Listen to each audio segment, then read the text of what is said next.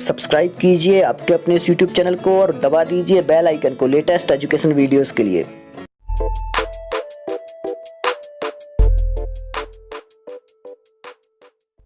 मित्रों, ये वीडियो उन लोगों के लिए है जो वर्ग 3 की तैयारी कर रहे हैं, MPTET वर्ग 3 की तैयारी कर रहे हैं। ये कक्षा 6वीं के विद्यार्थियों के लिए नहीं है, उनके वीडियोस अलग से अपलोड हैं तो वो वहाँ पर देखें। यहाँ पर शॉर्ट में ये पाठ समझाने की कोशिश की जा रही है जिससे कि आप लोगों की परीक्षा में जो गद्य और पद्य पूछे जाने हैं तो उनमें आने वाले प्रश्न आप लोगों से बन जाए। और मैंने ये अभी देखे हैं पढ़ के, यहाँ पर सब चीज़ें आप लोगों की क्लियर होने वाली हैं। देखिए, लगभग सभी प्रत्यय आ जाएंगे, सभी उपसर्ग आ जाएंगे, विभक्तियाँ आ जाएंगी, तो गद्य और पद्य की चिंता आप लोगों की यहाँ खत्म होने वाली है।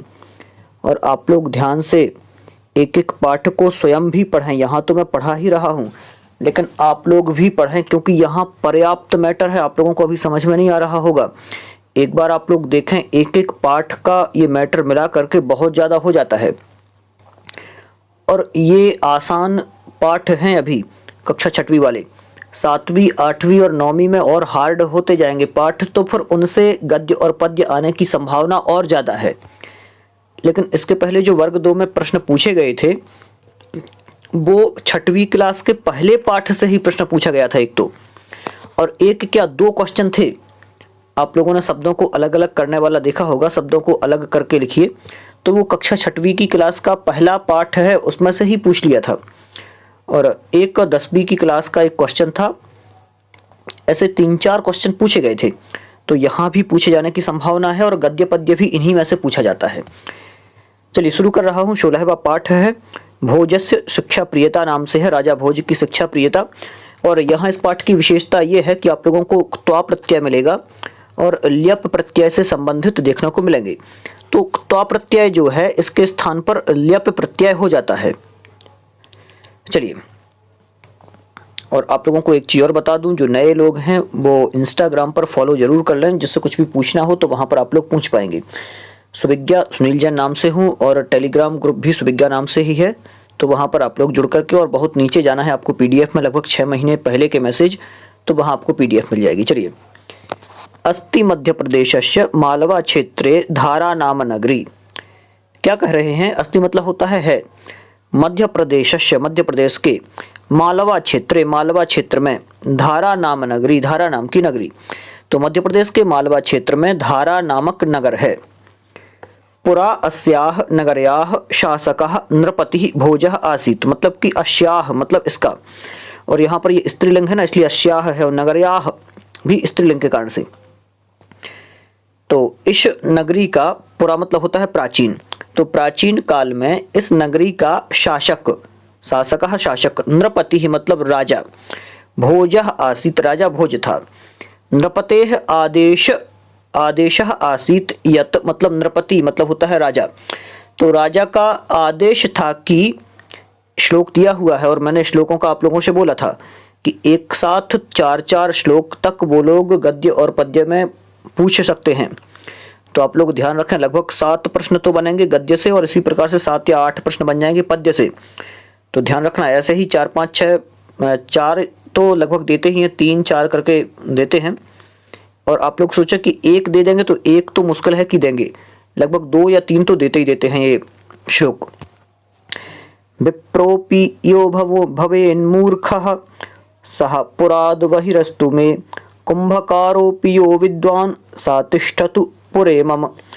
तो राजा का क्या आदेश था कि विप्रोपि यो भवेन्मूर्खः, मतलब कि विप्रः अपि, विप्र मतलब होता है ब्राह्मण, तो यह मतलब जो ब्राह्मण यदि भवेत मूर्खः मूर्ख है, यदि जो ब्राह्मण मूर्ख है, सह पुरात वहिरस्तु में मतलब होता है मेरे, पुरात मतलब नगर, पुर मतलब नगर होता है, तो पुराद मतलब नगर से पंचमी विभक्ति का एक वचन है, शह मतलब वह, वही अस्तु बाहर हो जाए, मतलब जो ब्राह्मण यदि मूर्ख है तो वह मेरे नगर से बाहर निकल जाए। कुंभकारोपि, कुंभकार मतलब होता है कुम्हार, अपि मतलब भी, कुम्हार भी, यह मतलब जो, विद्वान मतलब विद्वान, और कोई कुम्हार है यदि जो कि विद्वान है तो सह तिष्ठतु पुरे मम, वह मेरे नगर में ठहरे। ये कहा श्लोक में। बिल्कुल आसान है, एक बार में ही समझ में आ गया होगा। आगे चलते हैं। भोजस्य शिक्षा प्रियता कारणेन शिक्षिताः जनाः एव धारानगर्याम वसति स्म। मतलब कि राजा भोज की शिक्षा प्रियता के कारण से शिक्षित लोग, शिक्षिताः मतलब शिक्षित जनाः मतलब मनुष्य, तो शिक्षित लोग स एव धारानगर्याः वसति स्म, धारा नगरी में रहते थे। एकदा उद्यान मार्गे विहरन् भोजः किमपि विप्रम पश्यत्। क्या कह रहे हैं? एकदा मतलब एक बार, उद्यान मार्गे विहरन, उद्यान मार्ग मतलब उद्यान मार्ग में, विहरन मतलब ये विहार शब्द के लिए है, तो विहार करते हुए भोजः किमपि विप्रम अपश्यत, भोज ने किसी विप्र को देखा, किसी ब्राह्मण को देखा। तस्य हस्ते चर्ममयं कमंडलुम दृष्ट्वा तम च अति दरिद्रम ज्ञात्वा राजा पृच्छत। तस्य हस्ते उसके हाथ में, चर्ममयम मतलब चमड़े का, कमंडलुम मतलब कमंडल, दृष्ट्वा मतलब देख करके, तम च तम मतलब उससे, च मतलब और या फिर या उसे, अति दरिद्रम ज्ञात्वा बहुत ज्यादा गरीब जानकर, ज्ञात्वा मतलब जानकर, राजा अपृच्छत राजा बोला, विप्र चर्म पात्रम किमर्थम हस्ते बहसी। हे विप्र आप चर्म पात्रम, चर्म के पात्र को, चमड़े के पात्र को, किमर्थम किस लिए, हस्ते वयसी बहसी हाथ में ले जा रहे हो, बहन कर रहे हो। सहच विप्रः मुख शोभया विनम्र प्रश्नेन चतम भोजम मत्वा प्रणम्य अकथयत। सह मतलब वह, च मतलब और, विप्रः मतलब राजा, विप्रः मतलब ब्राह्मण, राजा ना कहें ब्राह्मण। मुख शोभया, मुख की शोभा मतलब कि जो ब्राह्मण है उसने देखा तो मुख की शोभा को, और विनम्र प्रश्न, विनम्र रूप से प्रश्न पूछ रहा था राजा। तम च भोजम मत्वा, उसने सोचा कि ये राजा भोज हैं, तो मत्वा मतलब होता है मानकर, देखिए त्वा प्रत्यय दिया है मत्वा में। प्रणम्य अकथयत, प्रणम्य भी यहाँ पर देखिए वही शब्द है, तो प्रणाम करके बोला, देव संप्रति लोहस्य ताम्रस्य च अभावः जातः। क्या कहा उसने? हे देव संप्रति मतलब अब, लोह और तांबे का, लोहे और तांबे का अभाव हो गया है, तो अतः चर्ममयम पात्रम वहामी, इसलिए मैं चर्म का पात्र लेके जा रहा हूं। या पर बहामी मतलब होता है ढोना, वह धातु ढोने के अर्थ में आती है, तो ढो रहा हूं, वह धातु है वह। भोजः पुनः अपृच्छत, भोज ने पुनः कहा, विप्र कथम लोह ताम्रयोः अभावः। हे विप्र कैसे लोहे और तांबे का अभाव हो गया है। तदा विप्रः पद्यम पठति, तब विप्र पद्य पढ़ता है। अस्य श्रीभोजराजस्य द्वयमेव सुदुर्लभम शत्रूणां श्रृंखलैः लोहम ताम्रम शासनपत्रकैः। तो क्या कहा उसने कि राजा भोज ने पूछा, तदा विप्रम पद्यम पठति, फिर उस विप्र ने एक पद्य पढ़ा, उसमें क्या था पद्य में कि इस राजा भोज के राज्य में दो ही वस्तु बहुत दुर्लभ हैं। अस्य मतलब इस, श्री राजा भोजस्य, श्री राजा भोज के, द्वयमेव सुदुर्लभम दो चीजें बहुत दुर्लभ हैं इसके राज में, राजस्य मतलब राज में। शत्रुणाम श्रृंखलैः लोहम मतलब क्या कह रहे हैं कि शत्रुओं के लिए जंजीर, तो शत्रुओं के लिए जंजीर के कारण से लोहम मतलब लोह, और ताम्रम शासन पत्रकैः, और जो शासन पत्रकों के कारण से तांबा, ये दोनों का अभाव है यहां पर ये कहा। आगे चलते हैं। राजा प्रसन्नो भूत्वा तस्मै कवये ताम्र प्रशस्ति पत्रम धनराशिम च पुरस्कार रूपेण अयच्छत। तो राजा ने प्रसन्न होकर उस कवि को तांबे का प्रशस्ति पत्र और धनराशि पुरस्कार के रूप में प्रदान की। शिक्षितानाम सम्मान कारणेन भोजस्य नाम अद्यापि भारते प्रसिद्धम। मतलब कि शिक्षितों का सम्मान करने के कारण भोज का नाम आज भी भारत में प्रसिद्ध है, राजा भोज का नाम, क्योंकि वह शिक्षकों का बहुत सम्मान किया करते थे। और आप लोग ये अर्थ दिए हुए हैं, इनको एक बार देख लें। और इनका अभ्यास करें। देखिए, इनको कंठस्थ करने के लिए कहा है। भू धातु में जब त्वा प्रत्यय जुड़ेगा तो भूत्वा हो जाएगा। इसी प्रकार से ज्ञा धातु में ज्ञात्वा हो जाएगा, क्री में कृत्वा हो जाएगा, श्रु में श्रुत्वा हो जाएगा। सम भू ल्यप, यहाँ पर ल्यप प्रत्यय है, सम उपसर्ग पूर्वक भू धातु से ल्यप प्रत्यय होने पर संभूय बनेगा। विज्ञाय शब्द दिया है, बी उपसर्ग पूर्वक ज्ञा धातु से विज्ञाय बनेगा। आ उपसर्ग पूर्वक गम धातु से ल्यप प्रत्यय बनेगा। और आप लोगों को उपसर्गों के नाम पता ही होंगे। प्रा, परा, अप, सम, अनु, अव, निस, निर, दुस, दुर, बी, आंग, नी, अधि, अपि, अति, सु, उत, अभि, प्रति, परि, उप। तो इस प्रकार से वायु उपसर्ग हैं, आप लोग इनके नाम याद कर लेना। यहाँ पर कुष्ठकात उचितानि पदानि चित्वा रिक्त स्थानानि पूर्यत, तो रिक्त स्थानों की पूर्ति करना है उचित पद को चुन करके। तो शिक्षितानाम सम्मानम कृत्वा, दृष्ट्वा तो होगा नहीं, करके। राजा प्रसन्नो भूत्वा, राजा प्रसन्न होता है। तस्मै पुरस्कारम अयच्छत, लोह श्रृंखलाया आवश्यकता किसके लिए थी? शत्रुओं के लिए, तो शत्रुणाम, इनका मेलन करना था। बिल्कुल से आसान है। अब यहाँ पर योग्यता विस्तार में दिया हुआ है पदानाम विभक्ति वचनम च लिखत, पदों की विभक्ति और वचन लिखना थे। तो शिक्षिताः शब्द दिया हुआ है। पहला तो शिक्षित शब्द में कौन सी विभक्ति होगी, कौन सा वचन होगा, आप लोगों को लिखना है। शिक्षिताः में प्रथमा विभक्ति है, मैं ऐसे लिखता जाता हूँ, और बहुवचन है। अब दिया हुआ है जनाः, तो इसमें भी प्रथमा विभक्ति का बहुवचन है। और मार्गे में सप्तमी विभक्ति है, सप्तमी का एक वचन है यहाँ पर। आगे क्या दिया है? भोजम, भोजम में द्वितीय विभक्ति का एक वचन रहेगा। और प्रदेशस्य में षष्ठी का एक वचन है। और कबए, कबए में तो चतुर्थी विभक्ति का एक वचन रहेगा। तो इस प्रकार से अब आप लोगों को कवि शब्द के रूप याद करना है। और रूप आपको कहाँ से लेना है? तो आप लोग धातु रूप नाम से एक ऐप इंस्टॉल कर लें, और शब्द रूप नाम से। तो शब्द रूप आपको शब्द रूप वाले ऐप में मिल जाएंगे, और धातु रूप वाले में धातु रूप मिलते रहेंगे। तो मैं भी एक बार आपको बोल के बता देता हूँ जो कवि शब्द के हैं। कवि ही,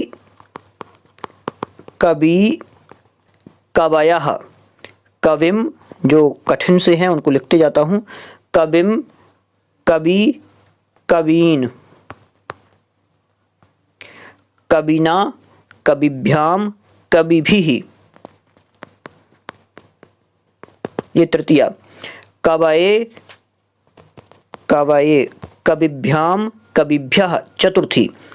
कवेः, कविभ्याम, कविभ्यः, पंचमी। कवेः, कवयोः, कवीनाम, षष्ठी। कवौ, ध्यान से कवौ होगा, कवौ, कवयोः। अब यहाँ थोड़ा सा ध्यान रखना योग्य बातें हैं। और सप्तमी का अंतिम क्या रहेगा? तो कवौ, कवयोः और कविषु, लास्ट वाला। तो लास्ट में ये आपको याद रखना है कि कविषु होगा, कविषु नहीं होगा, ऐसा वाला रहेगा। और हे कवे, हे कवि, हे कवयः।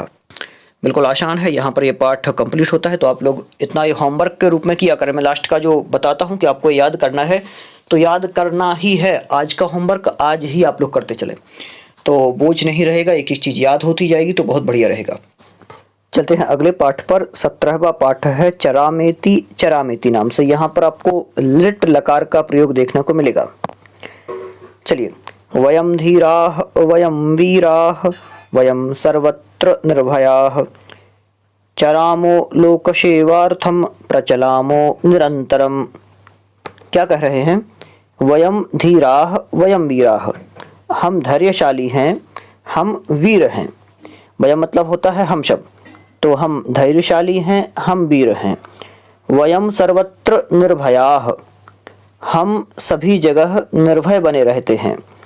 चरामो लोक सेवार्थम, लोक सेवार्थम मतलब लोक की सेवा करने के लिए। चरामो मतलब चल रहे हैं, वयम मतलब हम।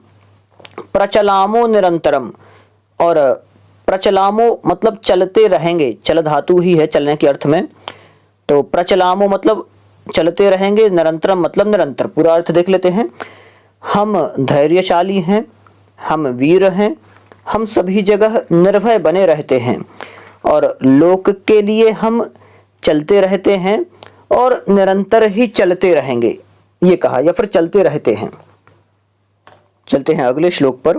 विद्युतां मरुतां कोपः सिंहानां चापि गर्जनं नापि शत्रुभयं क्वापि अस्मान् रोद्धुं कदाप्यलम्। मतलब क्या कह रहे हैं, विद्युताम मरुताम कोपः, मतलब विद्युत मतलब होता है विद्युत बिजली, मरुत मतलब होता है हवा, और कोप मतलब होता है क्रोध। तो बिजलियों का और मरुतों का क्रोध मतलब बिजली का और हवाओं का क्रोध, बहुत तेज हवा चल रही है, बहुत तेज बिजलियां कड़क रही हैं।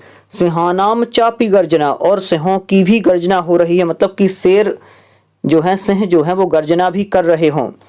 चा अपि, चा मतलब और, अपि मतलब भी, तो गर्जना कर रहे हो। नापि शत्रु भयम क्वापि, क्वापि मतलब कोई भी, ना अपि मतलब नहीं भी, शत्रु मत भयम मतलब शत्रु का भय, और ना ही किसी शत्रु का भय है, भय मतलब ना ही किसी शत्रु का भय।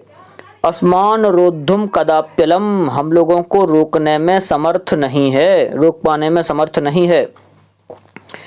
क्या कह रहे हैं कि बिजलियों और मरुतों का कोप, सिंहों की गर्जन और शत्रु का भय हम लोगों को रोकने में समर्थ नहीं है, ये होगा इसका अर्थ। आगे, वयमग्रे चलिष्यामो निरंतरम दुर्जनान, ध्यान से, दुर्जनान दंडिष्यामः रक्षिष्यामश्च सज्जनान। वयमग्रे चलिष्यामः, वय मतलब होता है हम, और अग्रे मतलब होता है आगे, चलिष्यामः मतलब चलते जाएंगे, तो हम आगे ही चलते जाएंगे। चलिष्यामो निरंतरम, और क्या करेंगे, निरंतरम मतलब हमेशा, निरंतर, चलिष्यामो चलते रहेंगे। तो क्या कह रहे हैं कि हम आगे चलते जाएंगे और निरंतर ही चलते रहेंगे। यहाँ पर जो चलिष्यामः शब्द है ये भविष्यत अर्थ में प्रयोग किया गया है। यहाँ पर आगे क्या कह रहे हैं, दुर्जनान दंडिष्यामा मतलब दुर्जनों को दंडित करेंगे, और रक्षिष्यामश्च सज्जनान, और सज्जनों की रक्षा करेंगे। चलिए आगे चलते हैं, दिया हुआ है अगले श्लोक में, वयमेव करिष्यामा भारतस्यापि मंगलम प्रतिष्ठां मातृभूमेश्च नेष्यामः परमोन्नितम। मतलब क्या कह रहे हैं कि वयमेव करिष्यामः, हम ही करेंगे, क्या करेंगे, भारतस्यापि मंगलम, भारत का भी कल्याण, मतलब हम ही भारत का कल्याण करेंगे, और प्रतिष्ठाम मातृभूमेश्च मतलब मातृभूमि की प्रतिष्ठा को, नेष्यामः मतलब ले जाएंगे, परमोन्नति मतलब परम उन्नति तक। तो हम ही भारतवर्ष का कल्याण करेंगे और मातृभूमि की प्रतिष्ठा को परम उन्नति तक पहुंचा देंगे, ले जाएंगे। आगे, दैन्यम चैव हरिष्यामः सर्वभारत भूतलाम भेदभाव विनाशाय उद्यताः सर्वदा वयम। क्या कह रहे हैं, दैन्यम चैव हरिष्यामः, दैन्य मतलब होता है गरीबी, चा मतलब चैव दिया हो ना, तो चा एव होगा यहाँ पर, चा मतलब और, एव मतलब ही, हरिष्यामः मतलब हरेंगे, क्या हरेंगे, सर्व भारत भूतलाम पूरे भारतवर्ष के धरातल से। तो भारतवर्ष की पूरी धरती से, भूतलाम मतलब धरती से, भूतल से गरीबी को हरण कर लेंगे, गरीबी का हरण कर देंगे। भेदभाव विनाशाय, और भेदभाव के विनाश के लिए, उद्यताः सर्वदा वयम हम सभी उद्यत हैं, सर्वदा मतलब हमेशा, सदा ही उद्यत रहेंगे। तो भारतवर्ष की भूमि से दीनता का हरण कर देंगे और भेदभाव के विनाश के लिए हम सर्वदा उद्यत रहेंगे। आगे, विनालस्यं करिष्यामः कार्याणि सततं वयम् अग्रे अग्रे चलिष्यामो निरंतरम। मतलब एक एक शब्द फिर से देखना है यहाँ पर, विनालस्यम मतलब आलस के बिना, तो हम सदा ही कैसे रहेंगे, आलस के बिना निरंतर ही कार्यों को करते रहेंगे। एक एक शब्द का अर्थ देखें, बिना लक्ष्यम बिना आलस के, करिष्यामः करेंगे, कार्याणि कार्यों को, सततम मतलब निरंतर, वयम मतलब हम सब। तो हम सभी बिना आलस्य किए निरंतर कार्यों को करते रहेंगे। और अग्रे अग्रे चलिष्यामः, आगे आगे चलते रहेंगे। चलिष्यामो निरंतरम, और निरंतर चलते रहेंगे, ये कहा। ठीक है, बन जाएगा, बिल्कुल आसान है। आगे चलते हैं। दुःखानां तु विनाशाय वर्धनाय सुखस्य च सर्वभूत हितार्थाय चलिष्यामो निरंतरम। क्या कह रहे हैं? दुःखानां तु विनाशाय, मतलब दुखों के विनाश के लिए, वर्धनाय सुखस्य च, और सुख की वृद्धि के लिए, सर्वभूत हितार्थाय, ध्यान से, सर्वभूत हितार्थाय, भूत मतलब होते हैं प्राणी, सर्व मतलब होते हैं सभी, हितार्थ मतलब हित के लिए, चलिष्यामो चलेंगे, निरंतरम मतलब हमेशा। क्या कह रहे हैं? दुखों के विनाश के लिए, सुखों की वृद्धि के लिए और सभी प्राणियों के हित के लिए हम निरंतर ही चलते रहेंगे, ये कह रहे हैं। यहाँ पर शब्दार्थ दिए हुए हैं, ये आप लोग वीडियो रोक करके देख लें शब्दार्थ, ये इसी से संबंधित प्रश्न है। यहाँ पर अपन को ये करना है। तीसरा प्रश्न है पदानाम पुरुषम वचनम च लिखत। यहाँ पर जो पद दिए हुए हैं इनका वचन और पुरुष लिखना है। सबसे पहले दिया हुआ है चलिष्यामः, तो चलिष्यामः शब्द जो है ये उत्तम पुरुष का है। कौन सा पुरुष है? उत्तम पुरुष है। और वचन कौन सा है? चलिष्यामि, चलिष्यावः, चलिष्यामः, तो बहुवचन है ये, उत्तम पुरुष का बहुवचन। और ये पठिष्यामि दिया हुआ है, तो ये भी उत्तम पुरुष का ही है, उत्तम पुरुष का है ये। और यहाँ पर वचन कौन सा है? तो चलिष्यामि दिया हुआ है, तो नॉर्मल सी बात है, बन जाएगा आपसे, ये एक वचन का है।